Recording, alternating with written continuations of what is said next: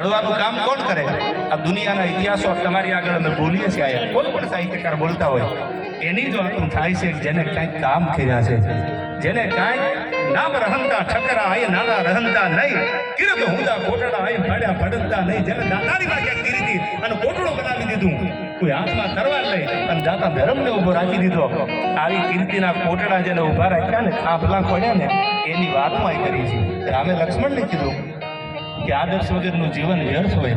લક્ષ્મણે રામને કીધું કે આદર્શ રાખવાનું આખું જીવન પૂરું થઈ જાય, એનું કરવું શું?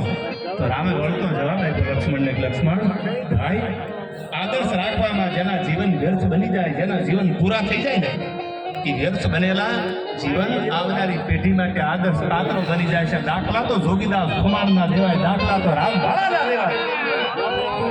જેને પોતાના આદર્શ માટે, પોતાના સમાન માટે I never compromise my self respect, પોતાના ખોળિયા ખાલી કરી દીધા. તેથી જોગીદાસને નહીં ગમતું હોય, એક સાવર કુંડલા વ્યૂ જાય, શું ફેર પડે? આનંદ ન કરે, નહીં, કુંડલા તો મારું કાળજું છે.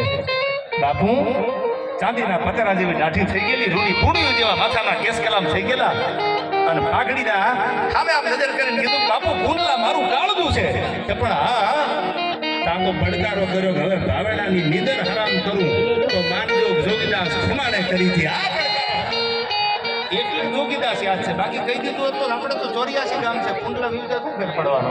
એમ નહીં, એ મારી માલિકીનું છે, મારા હકનું છે, અને મારા હકનું કોઈ લઈ જાય અને એની નિદર હરામ ન કરું તો કાઠી ન કહેવા. આ પાણી હતું એટલે કીધું છે, તહું ભાર જમી તકરારમાં લોઠાથી કી લેવાય. આમ તો વધારે બોલવાની વાત નથી, બહુ સભાનતાથી બોલું છું. તહું ભાર જમી તકરારમાં લોઠાથી કી લેવાય. કવિ